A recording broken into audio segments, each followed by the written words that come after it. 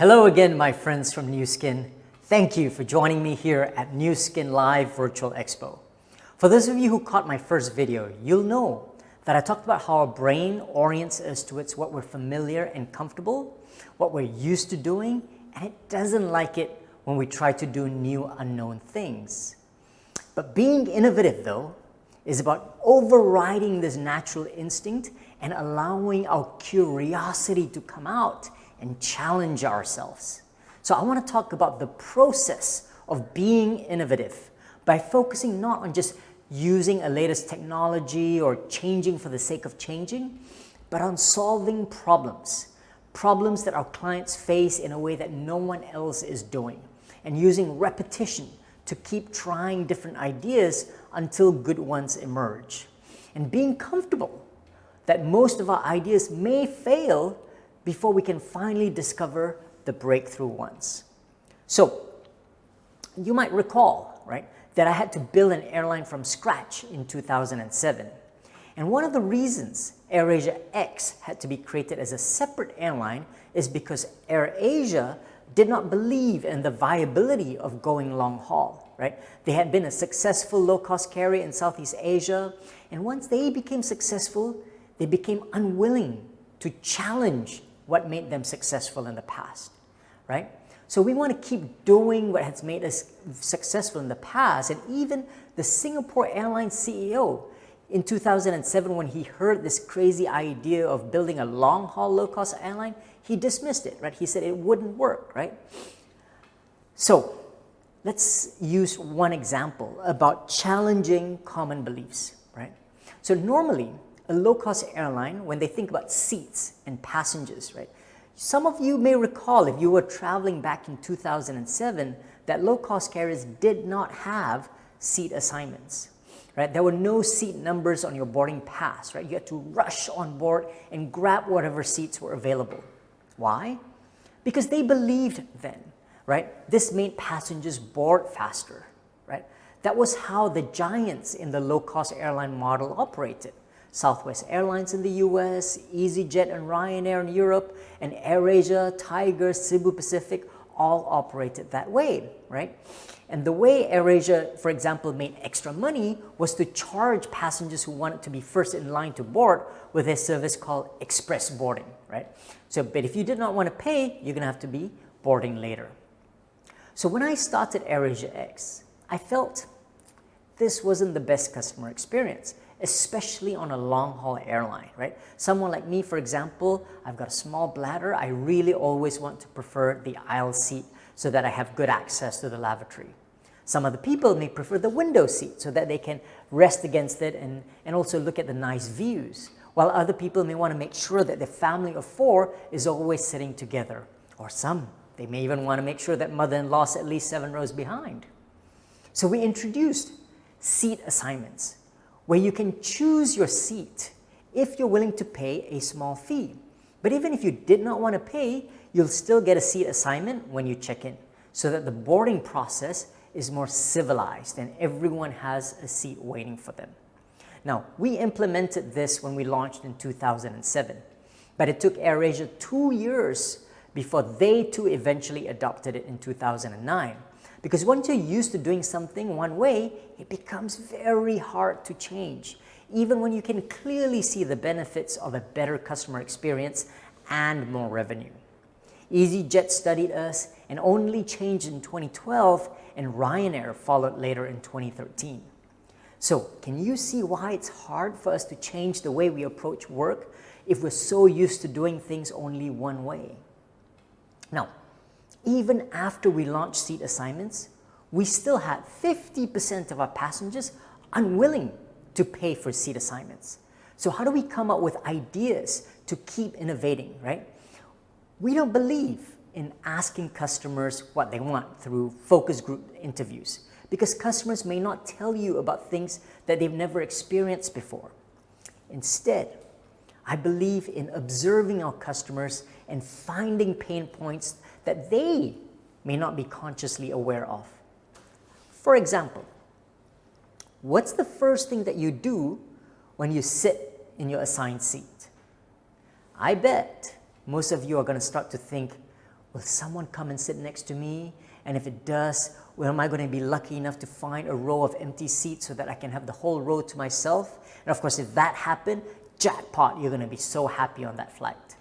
How do we know this? Because we're passengers too, and we observe what our customers do. And we know that on average, an airline is only 80% full, which means on average, 20% of the seats are empty.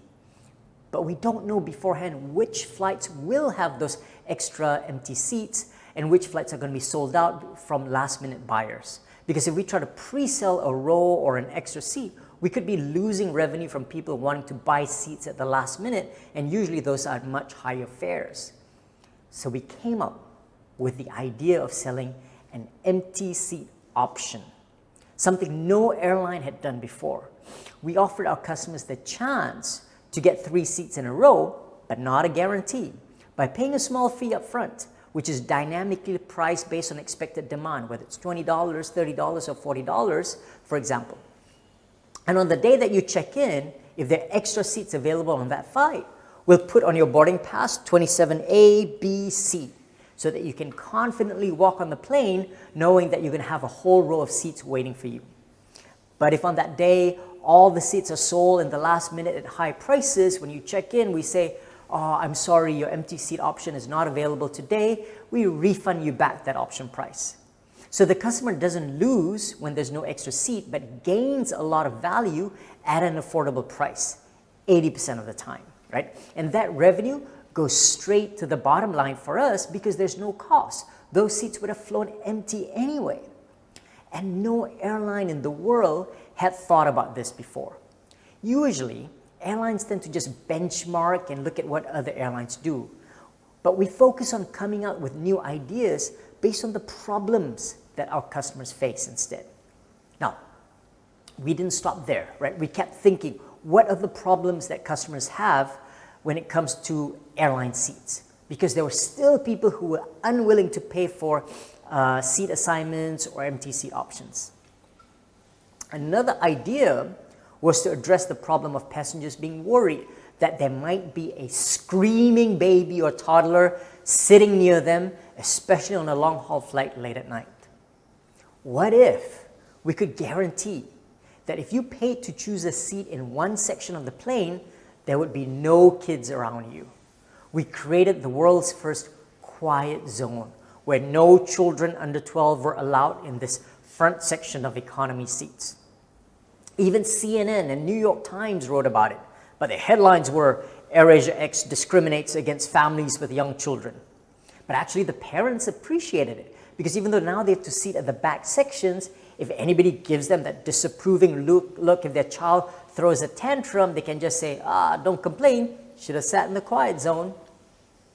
Now, because we called it our quiet zone, we thought, what if we could create a special ambiance with mood lighting to designate the seat zone?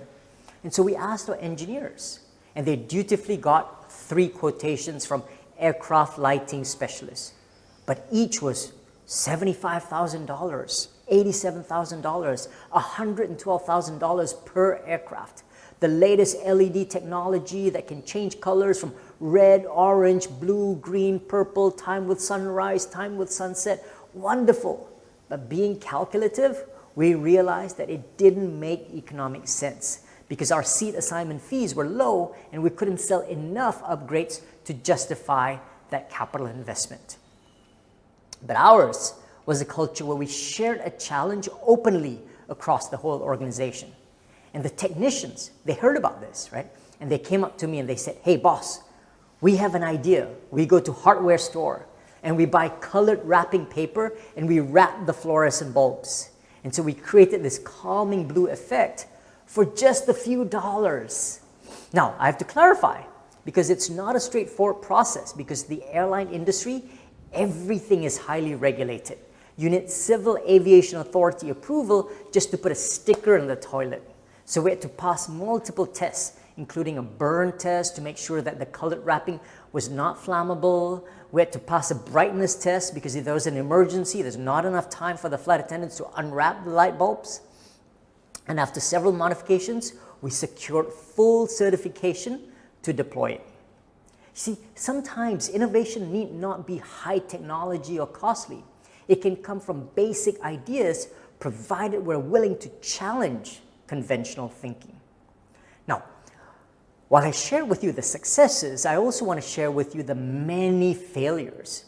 Because for every one successful idea like seat assignments or empty seat option or quiet zone, we had 8 or 9 failures. But we needed to be comfortable that many of our ideas will not work. So here's one of them, right? We thought we would be the low-cost airline, the first one to have full in-seat, in-flight entertainment systems with the latest digital touchscreen technology on every economy seat, where you can pre-order your meal straight from your seat. The order goes straight to the galley without having to wait for the flight attendant to come to you. Great idea in theory. But when we launched it, it was a big disappointment. We learned that people want instant gratification.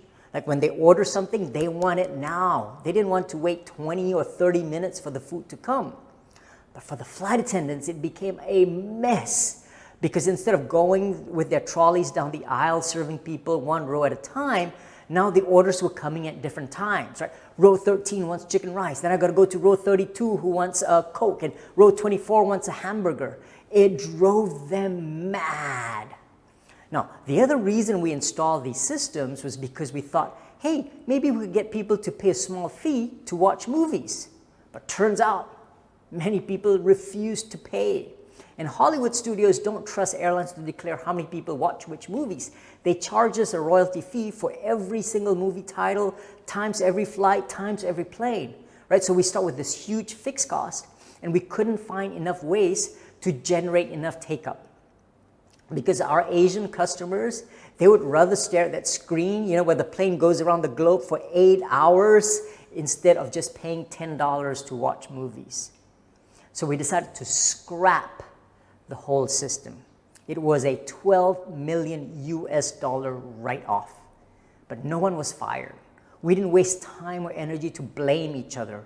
We just moved on to something else. And so what I keep telling my team though, is it's not about being afraid of failing, but even more importantly is we must be afraid of success. Success can lull us into complacency. We need to be humble. If an idea works, we can't rest on our laurels. We've got to move on to the next thing. Remember what I said earlier about how in 2007, the CEO of Singapore Airlines dismissed the idea of a long-haul low-cost airline, whether it will work or not? Well, you got to give them credit because they studied us carefully, and 5 years later, they launched their own low-cost, long-haul airline. And everything we did, they would quickly replicate it. Remember Quiet Zone? Well, less than a year after we launched it, they launched Scoot in Silence, no children under 12. And when I saw their ad, I noticed, multicolored lights. Well, I know how much that cost them. And so I have to keep reminding my team all the time. The only advantage we have as a small startup is our speed and agility. Bigger players like Singapore Airlines, they're always going to have more capital, more established brand, deeper distribution, a larger customer base. But whatever we do, they can quickly replicate it. But that's okay, because as long as they're copying us, they will always be behind us. As long as we keep innovating, we're always going to be ahead of them. With speed, what big companies do in 1 year, we have to do every week, because great ideas don't come from once a year brainstorming or strategic planning. We have to challenge ourselves to be innovative every single week. And we do this by asking ourselves 3 powerful questions each Friday. Number 1, what went well this week? Great, let's keep doing that. Number 2, what didn't go well? What went wrong? Okay, let's stop doing that. And the most important question is, what do we learn from our customers, our competition, the government, changes in technology, that we're going to try one new idea next week? We challenge ourselves to do one new thing every single week, because the only way to discover a great idea is we first go through 19 bad ideas first, and we learn from each one of them. So Team NUSKIN, it's a brave new world out there. What has worked for you in the past may not continue to work for you in the future. And if you're unwilling to change, then someone else may be lurking to try the new things and discover new ways to serve your customers better. So stay curious, move fast, learn from failures, and mostly, remain humble and hungry. Thank you.